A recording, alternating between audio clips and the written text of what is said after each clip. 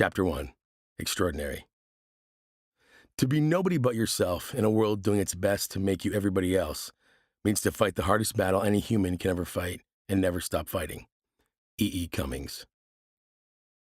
Mike, I'm tired of not being able to tell the neighbors what you do. Ricky thinks you work for the CIA. I know you travel. I know you talk to people. I just don't think I understand what you do. I smiled at the classic dad question. He needed fodder for his friends. And while he was proud of me, he needed to nail down the details. The funny thing was that I struggled to explain my career as much as he did. But I tried. I gave my father the high points as I walked him back through the timeline he knew but didn't understand. After college, a simple clicking mistake on a job site application led me to a position working as a resident counselor in drug rehab for convicted juvenile felons. 18 months later, when my student loans kicked in, I took a job answering phones at a call center for Hewlett-Packard. In 6 years at HP, I saw success and promotion on the back of keeping promises more than any business prowess. My realization at 30 of living a life off track had led me to pack up, leave San Diego, and move to Minneapolis. I spent more than a year volunteering with a small team doing leadership development for nonprofits. At a critical moment, when I'd spent my savings and my student loans still called, instead of going back to corporate America, I responded to a request from a director of a nonprofit in Detroit who had heard me speak. "Do you do consulting?" Was a question that changed my life. I had no idea what I was doing, but that person became my first client. One client led to another. I'd incorporated a year later, and the relational roots of my business took me from training to coaching and consulting. And after years of dealing with organizations in a variety of situations around the world, I'd been invited to meet with leaders at the Bill and Melinda Gates Foundation, the NFL, the U.S. Olympic Committee, Fiat Chrysler Automobiles, United Way Worldwide, Bank of America, Microsoft, the U.S. State Department, and so many others. This string of experiences gave me opportunities to work in fragile and conflict-affected environments around the globe. I was traveling to places like Afghanistan, Nigeria, El Salvador, and Honduras. Everywhere I went, the process was the same, since every place had people. Assess individuals, give them the vocabulary to describe themselves, and coach leaders to lead. This was my method everywhere I went. Dad listened as he drove, squinting from time to time to improve his hearing. As I finished, he said nothing. Then with the slightest head nod, he said, "So you help managers learn to help their people, figure out what they're good at, so they're happier at work, and don't hate their lives." He nailed it. I smiled.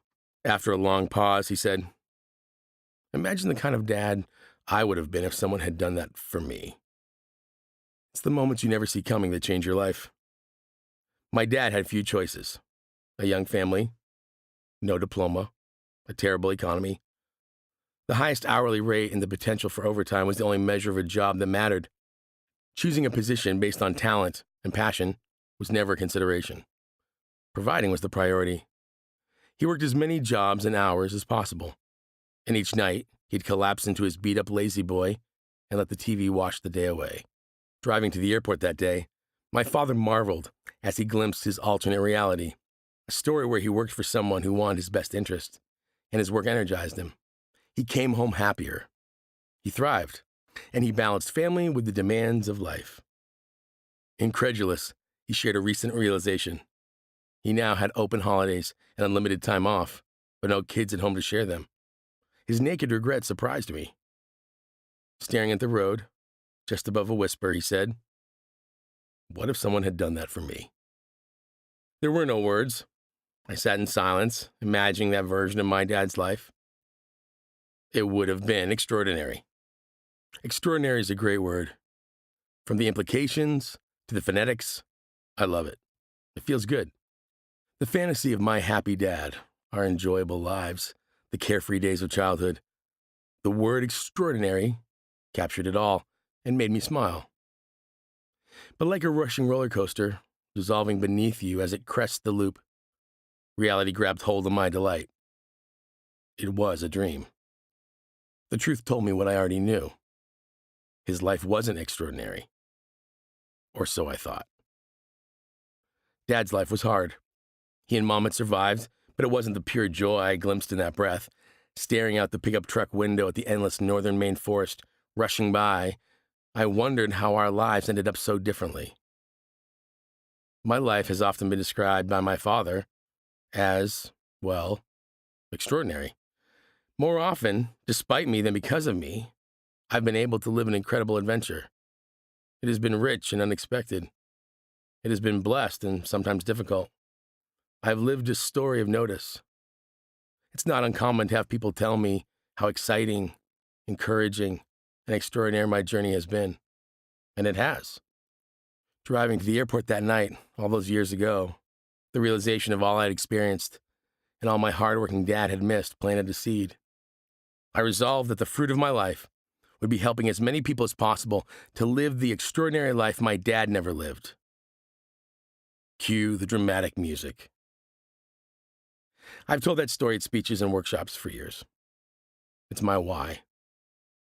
I want to coach leaders to help their teams live extraordinary lives and thereby cultivate the extraordinary in all those they impact.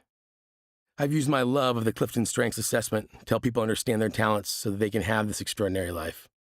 I've traveled the world and taken people with me, hoping a perspective-altering experience would lead clients to an exceptional life. I've mixed and matched content and exercises for more than a decade, trying to concoct the formula for the alchemy of extraordinary.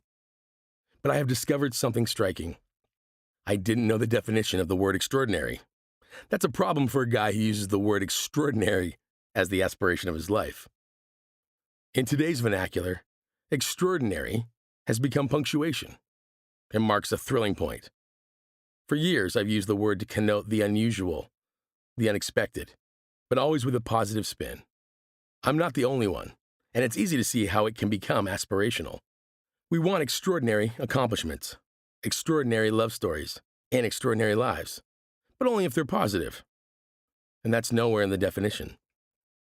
Extraordinary comes from the Latin extra ordinum, meaning outside of the normal course of events. That's it. Normal, not normal. There's no value judgment in there. The word is neutral. Are you having a great hair day? She looks extraordinary. Woke up with the Everest of zits on your chin? That's extraordinary. Made the impossible a reality for a client? You're extraordinary. Your boss is blind to your contribution, despite the evidence of your effort?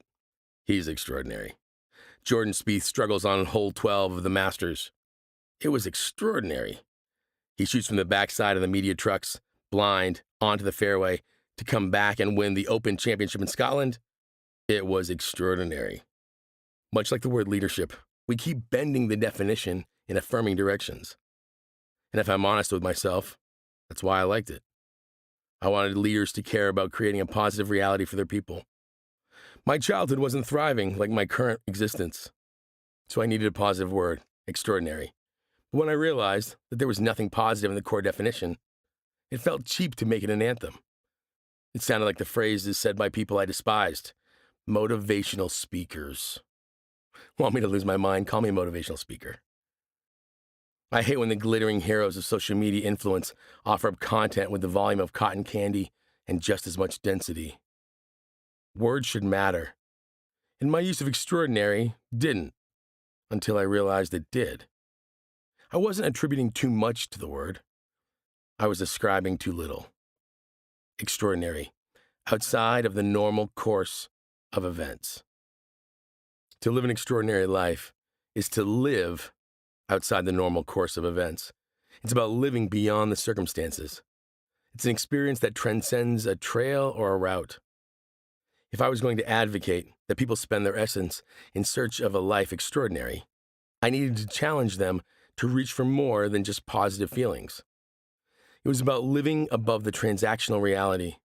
Extraordinary life includes moments of pain, joy, success, failure, and everything in between. But we can use them as memorials more than guideposts. We can't live on autopilot. Events are to be navigated, leveraged, and even stood on, but they're never to be bound to. I was trying to create a capacity for excitement and adventure in people by calling them to the extraordinary, but I was underselling the reality. I want you to live extraordinary lives, not because you'll feel happy, significant, or adventurous. To live an extraordinary life is to live freely. It's living unbound from the courses others promote. It's finding the resolve to reframe reality, creating art from the mud of failure, and seeing events as things to be shaped, not surrendered to. It turns out my father lived an extraordinary life. My dad was born in the small logging town of Patten, Maine. My grandmother had my father, the oldest of her 3 sons, just 50 days after her 16th birthday. Man of the house by age 6, my father learned the realities of hard work. He spent many of his young years on the local dairy and potato farms that occupied any non-forested land around town. The story of a rural single mother with 3 boys in the 1940s and 50s could have ended with abandonment and despair. But it didn't. They often moved from rental to rental, but they always stayed together. Introverted, fatherless, and 1.5 times the size of every other boy in grade school, my dad was often the target of bullies. The threats reached the point where the teachers would let him out of school to get a head start as he ran home. When he was 15, my grandmother feared for him enough that she pulled him from school and put him on a bus out of town. She didn't know what was out there, but it had to be better than the life he was living. He got to Maryland in the Job Corps. The only white guy on a 30-man crew, he worked the grounds at Camp David. A twist of fate and a crash course in etiquette landed him at a White House dinner, escorting Lyndon B. Johnson's daughter, and provided him a focus on table manners that I eventually learned to loathe throughout my whole childhood. Choosing Navy enlistment over Army draft, Dad was stationed in San Diego and not off the coast of Vietnam. He met, and later married, my mother after my great-aunt promised him Sunday dinner if he'd take her out. After the Navy, he found himself with a wife, 2 little boys, no driver's license, no high school diploma, and the worst inflation in U.S. history. Dad took a job in a bagel shop and rode a bicycle in the dark to work every night. Believing they'd have a better chance in a small town, my parents packed their lives into a U-Haul after my dad secured a driver's license and drove the 3,445 miles back to my dad's hometown. The population of Patten, Maine in September 1975 was less than my mother's high school graduating class. While better in the long term, those early years in Maine were anything but easy.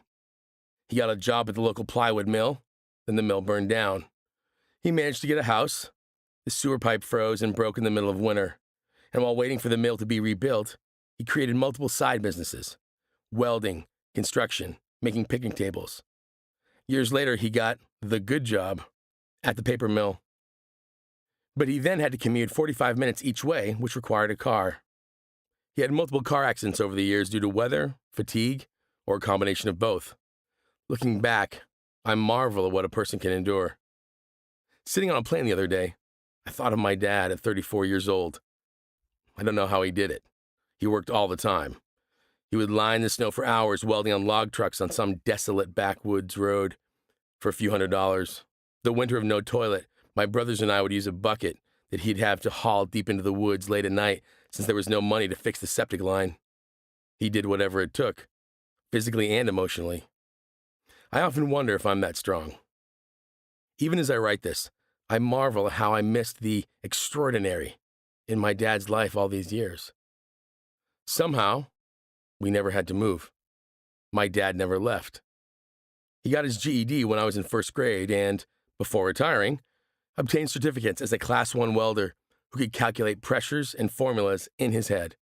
His side jobs created a thriving and sought-after contractor business due to his quality and standards.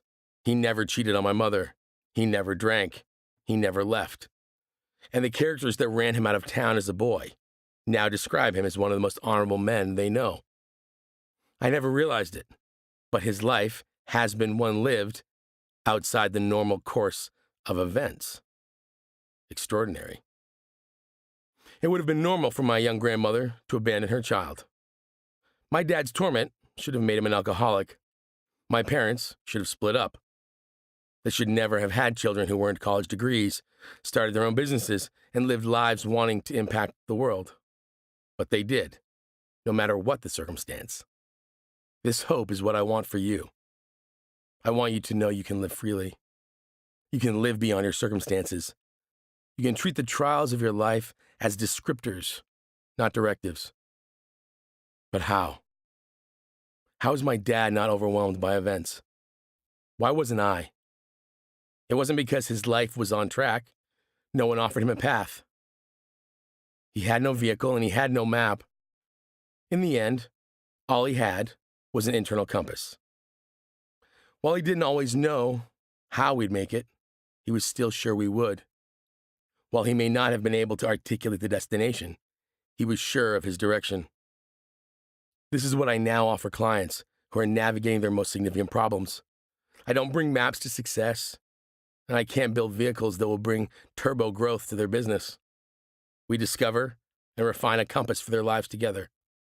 And while they may not always know where they are, they never feel lost. Looking back on that ride with my father, my dad was right, but he was also wrong. He would have had a different life if he'd had a role and a boss that was there for him. But as I think of what he did, and the compass he managed to give to me, his life couldn't have been more extraordinary.